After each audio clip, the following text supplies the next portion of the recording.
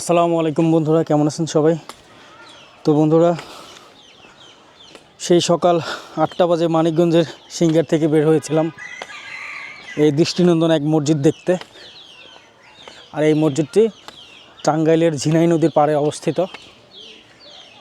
দেখতেই পাচ্ছেন স্ক্রিনে, নদীর ঠিক ওই পারেই মসজিদটি 201 গম্বুজ মসজিদে নির্মিত।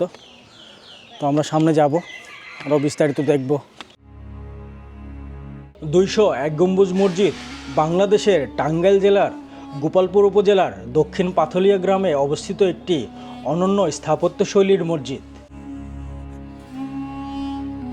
2013 সালের জানুয়ারি মাসে বীর মুক্তিযোদ্ধা রফিকুল ইসলাম কল্যাণ ট্রাস্টের উদ্যোগে মসজিদটির নির্মাণ কাজ শুরু হয়। 15 বিঘা জমির উপর নির্মিত এই মসজিদটি পৃথিবীর সর্বাধিক গম্বুজ এবং দ্বিতীয় উচ্চতম মিনার বিশিষ্ট মসজিদ হিসাবে পরিচিত।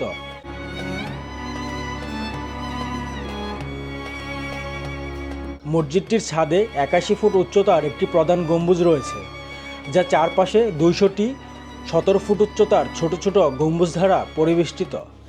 মূল মসজিদের চার কোণায় 101 ফুট উচ্চতার 4টি মিনার ও আরও 81 ফুট উচ্চতার 4টি মিনার রয়েছে।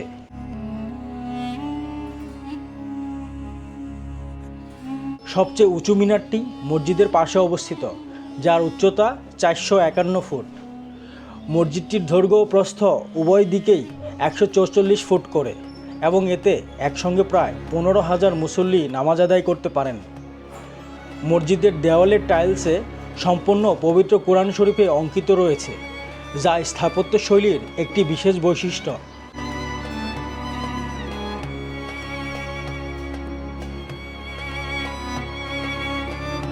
মসজিদ কমপ্লেক্সে মেহরাবের পাশে মৃতদেহ সংরক্ষণের জন্য রয়েছে হিমাগার।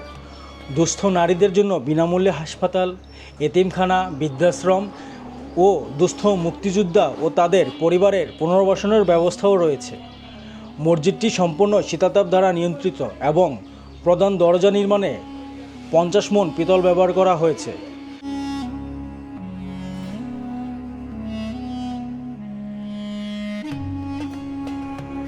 ঢাকা থেকে মহাখালী বাস টার্মিনাল থেকে সরাসরি গোপালপুরগামী বাসে করে মসজিদে পৌঁছানো যায়। গোপালপুর থেকে ভ্যান, সিএনজি বা ইজি বাইকে করে আপনারাও চাইলে মসজিদটিতে যেতে পারেন। 201 গম্বুজ মসজিদ ও তার অনন্য স্থাপত্যশৈলী এবং সামাজিক সেবামূলক কার্যক্রমের মাধ্যমে বাংলাদেশের একটি গুরুত্বপূর্ণ ধর্মীয় ও সাংস্কৃতিক কেন্দ্র হিসাবে বিবেচিত হয়ে আছে। আসসালামু আলাইকুম বন্ধুরা, এই মুহূর্তে আমরা আছি 201 গম্বুজ মসজিদে টাঙ্গাইলে। তো মসজিদের দৃষ্টিনন্দন পরিবেশটা আমরা দেখবো, আশা করি চারপাশের পরিবেশ দেখবো। তো চলুন বন্ধুরা, ভিতরে যাওয়া যাক।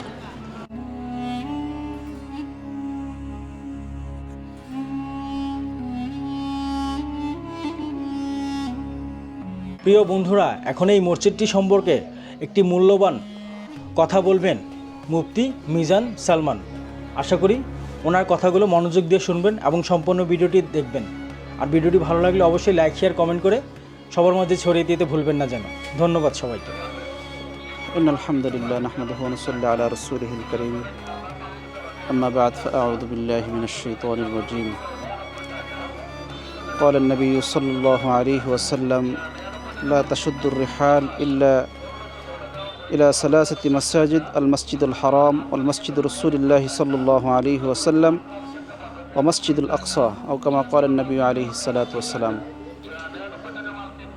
সম্মানিত দর্শকবৃন্দ, আপনারা যে যেখান থেকে লাইভ দেখছেন, আমার পিছনের অংশ দেখে অবশ্যই বুঝতে পারতেছেন আমি কোন মসজিদে দাঁড়িয়ে আছি। এটা টাঙ্গাইলের ঐতিহ্যবাহী 201 গম্বুজ মসজিদ। তো একটা বিষয় এখানে স্পষ্ট করার জন্য, সেটা হলো হাদিসের মধ্যে রাসূল করিম সাল্লাল্লাহু আলাইহি ওয়াসাল্লাম বলেছেন, তিনটা মসজিদ ব্যতীত ইবাদতের উদ্দেশ্যে, জিয়ারার উদ্দেশ্যে ইবাদতের জন্য ভ্রমণ করা জায়েজ নেই। তো আমি এই কথাটাই সতর্ক করব, সেটা হলো অনেক মুসল্লিনে কেরাম, ধর্মপ্রাণ মুসল্লিরা এই মসজিদে আসে। অনেক সময় দেখা যায় ইবাদতের নিয়তে, সওয়াবের উদ্দেশ্যে, যে এই মসজিদে গেলে হয়তোবা আমার ইবাদত করলে, 2 রাকাত নামাজ পড়লে অথবা কিছুক্ষণ সময় যদি বেশি কাটাই তো হয়তো বা বেশি সওয়াব হবে আমার এলাকার মসজিদ থেকে। এই যে একটা ভুল ধারণা, এই বিষয়টা আমাদের স্পষ্ট হওয়া দরকার। মসজিদে রসুল অর্থাৎ মসজিদে নববী, আর বাইতুল্লাহ মানে বাইতুল্লাহ হারাম, কাবা বাইতুল্লাহ, আর মসজিদে আকসা, এই মসজিদগুলোতে অধিক সওয়াবের কথা হাদিসের মধ্যে রসুল করিম সাল্লাল্লাহু আলাইহি ওয়াসাল্লাম বলেছেন। এখন কথা হলো, এই মসজিদে আমি যদি সালাত আদায় করি, এই মসজিদে যদি আমি জিকির আসকার করি, তো আমার এই মসজিদে বেশির থেকে বেশি ওই 3 মসজিদের মতো সওয়াব হবে কিনা। হাদিসের মধ্যে যেহেতু এই 3 মসজিদের কথাই আসছে, এই 3 মসজিদেই সওয়াব বেশি হবে। আপনার এলাকার মসজিদে নামাজ পড়লে যেই সওয়াব হবে, এই মসজিদেও যদি আপনি 2 রাকাত সালাত আদায় করেন ওই একই সওয়াব হবে। এখানে আপনারা দেখার জন্য হয়তো বা আসতে পারেন, কিন্তু ইবাদতের আমার সওয়াব বেশি হবে এই নিয়ত করে যদি কেউ এখানে সালাত আদায় করে, এই নিয়ত করে যদি সালাত এখানে আদায় করে সে সওয়াব বেশি সওয়াবের আশা করে, তাহলে এটা বেদাত। এজন্য আমরা সকলেই এই বিষয়টা স্পষ্ট থাকবো আমরা, যে আমরা এখানে যদি সালাত আদায় করি, এলাকার মসজিদেও যেরকম সওয়াব আমি পাবো, এখানেও সেই সওয়াবটাই আমি পাবো। হ্যাঁ, আপনি দেখার জন্য আসেন, আল্লাহর ঘর দেখার জন্য আসেন, কিন্তু বেশির থেকে বেশি সওয়াবের উদ্দেশ্যে যদি আপনি এখানে আসেন, তাহলে এটা বিদআত, এবং ইসলাম এটা সমর্থন করবে না। আল্লাহ পাক রব্বুল আলামিন আমাদের সকলকে এই সহি আকিদার উপর বিশ্বাস করে এবং আমাদেরকে সহি আকিদা নিয়ে আল্লাহ পাক রব্বুল আলামিনের সঙ্গে মোলাকাতের তৌফিক দান করেন।